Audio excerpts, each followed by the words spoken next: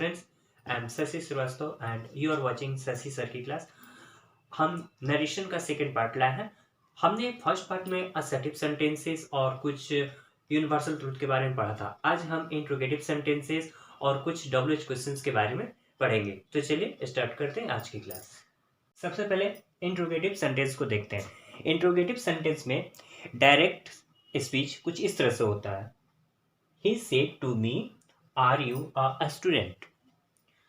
ठीक है, इसमें आपको क्या करना है, से टू सेज या सेज या सेड या सेड टू, इन सब को हटाकर आस्क, डिमांड, इंक्वायर या फिर पास्ट में हो तो आस्क्ड, डिमांडेड, इंक्वायर्ड, आपको ये लगाने हैं। आपको सिर्फ क्या करना है, इन्वर्टेड कॉमा को हटाकर इफ या वेदर, जैसे हम लोग लास्ट टाइम डेट का यूज कर रहे थे, आपको इफ या वेदर का यूज करना है और इंट्रोगेटिव सेंटेंस को असर्टिव सेंटेंस में बदल देना है। जैसे कि ये सेंटेंस, ये इंट्रोगेटिव सेंटेंस है, इसको असर्टिव में बदलना है। तो हम क्या करेंगे, आर यू अ स्टूडेंट, तो हम इसको ऐसे बदलेंगे, यू आर अ स्टूडेंट। ठीक है, अब ये असर्टिव सेंटेंस हो गया।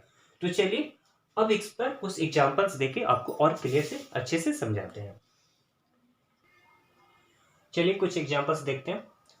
पहला एग्जांपल है, he said to me, are you a student. ठीक है, जैसे कि पहले एग्जांपल हमने दिया था, इसको कैसे चेंज करेंगे। रूल ये था कि सेड को हटाना है, तो सेड जो है ये रिपोर्टिंग वर्ब, ये पास्ट में है, तो यहां पर आप आस्क्ड लिखेंगे या फिर इंक्वायरी लिख सकते हैं, वो भी V3 में इंक्वायर्ड। लेकिन ये कंडीशन है कि जब भी आप इंक्वायरी शब्द का यूज करेंगे तो उसके साथ ऑफ का यूज करेंगे।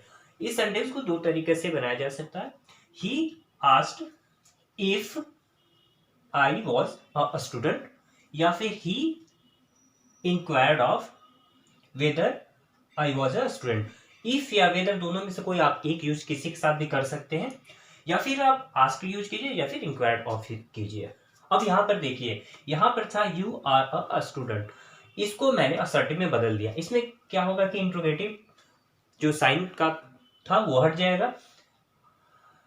यहां पर क्वेश्चन एक बार पूछा जा चुका है, इस वजह से हम दोबारा क्वेश्चन नहीं पूछेंगे। मतलब कि इफ या वेदर के बाद आप वाज वर या जो भी एक्सिलरी वर्ब है उसको नहीं लाएंगे, सब्जेक्ट को लाएंगे। तो यहाँ पर सब्जेक्ट यू था, यू जो है सेकंड पर्सन है, सेकंड पर्सन ऑब्जेक्ट के अनुसार ये यहाँ पर चेंज हुआ, नॉमिनेटिव केस था, तो इसको भी मैंने नॉमिनेटिव केस में बदलकर आई लिख दिया। अब देखिए ये रिपोर्टिंग वर्ब जो है वो पास्ट में है, तो ये प्रेजेंट भी पास्ट में हो जाएगा, तो आई वर अ स्टूडेंट। नेक्स्ट देखिए, she said to Raman, have you a mobile set. इसमें आप हमने एक ही तरीके से बनाया है, आप और भी तरीके से बना सकते हैं, मतलब कि इंक्वायर ऑफ लगा सकते हैं या वेदर भी लगा सकते हैं। हम जनरली आस्क्ड और इफ का यूज करते हैं। तो सी आस्क्ड रमन, फर्स्ट वीडियो में जैसे मैं बताया था, जब भी आप सेड को हटाएंगे, टेल, टोल्ड या फिर आस्क्ड ऐसे जो भी आप यूज करेंगे तो टू का यूज नहीं होगा। सी आस्क्ड रमन इफ, अब देखिए इसका सब्जेक्ट ये है, सेकेंड पर्सन ऑब्जेक्ट के अनुसार यहाँ पर रमन, रमन को हम ही मान लेंगे जैसे कि मैंने पहले वीडियो में बताया था। तो ये नॉमिनेटिव केस है, तो रमन का नॉमिनेटिव केस ही, यहाँ पर ही हो गया। यहाँ पर हैव है, ये पास्ट है, इस वजह से हैड हो गया, अब मोबाइल सेट। और क्वेश्चन अब नहीं पूछ रहा, ये असर्टिव सेंटेंस है, इस वजह से इंट्रोगेटिव साइन हटा दिया गया। He said, were you absent there. He asked, उसने पूछा, इसके बाद इफ, सेकेंड पर्सन ऑब्जेक्ट अनुसार नहीं है, ऑब्जेक्ट हमने बताया था मी मान लेना, सेकेंड पर्सन ऑब्जेक्ट के अनुसार।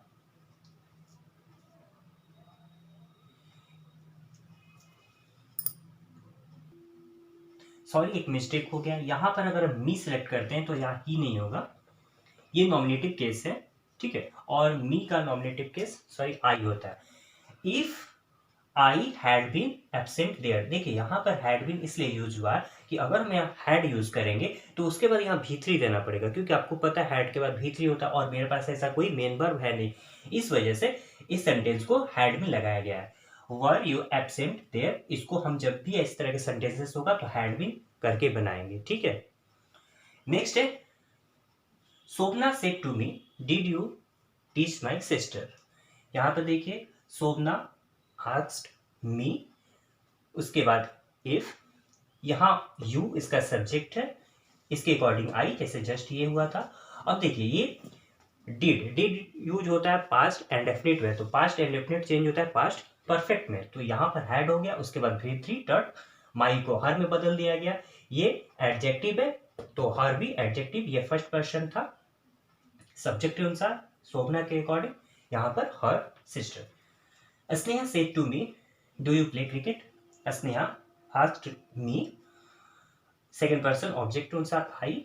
उसके बाद ये देखिए ये डू यू प्ले, ये प्रेजेंट एंड डेफिनेट है, प्रेजेंट एंड डेफिनेट चेंज होता है पास्ट एंड डेफिनेट में, तो आई प्ले क्रिकेट।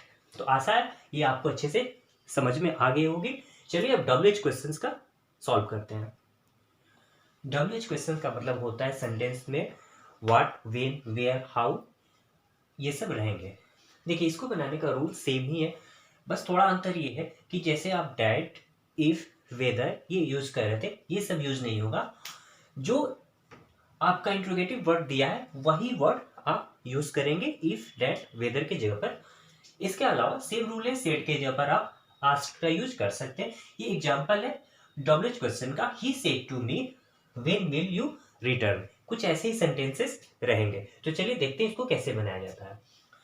तो ये देखिए रिपोर्टिंग वर्ब पास्ट में, तब टेंस चेंज होता है।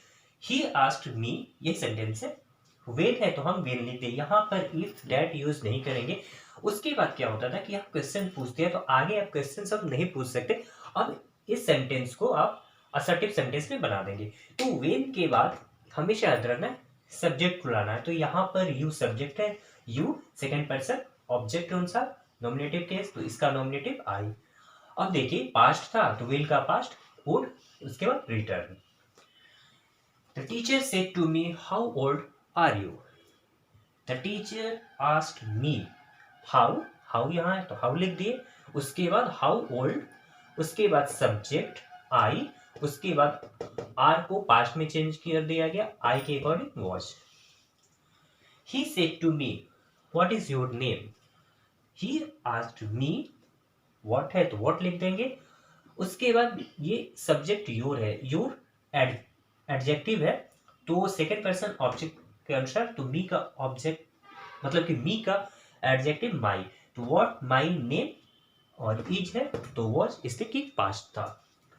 ही she said who went there, she asked who, उसके बाद देखिए ये पास्ट एंड डेफिनेट है तो इसको past perfect, who had gone there, यहां पर सब्जेक्ट यहां पर हु था, ठीक है, और WH वर्ड भी, इसके बाद यहाँ कोई सब्जेक्ट नहीं था तो हु हैड गॉन देयर। और एक बात तो आपको पता ही होगा कि जो इंट्रोगेटिव साइन है वो हटा दिया जाएगा क्योंकि ये सेंटेंस असर्टिव सेंटेंस है। Bhavana said to Vinod how many pens have you, इसको सॉल्व करेंगे। Bhavana asked Vinod how many pens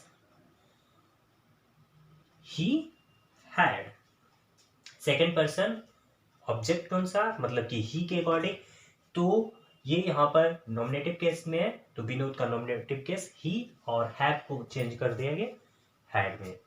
इस तरह के सेंटेंसेस आपको और प्रैक्टिस करने होंगे ताकि अच्छे से समझ में आ जाए। तो इस तरह से क्वेश्चन का जो WH क्वेश्चन जो था यहाँ पर क्लियर होता है।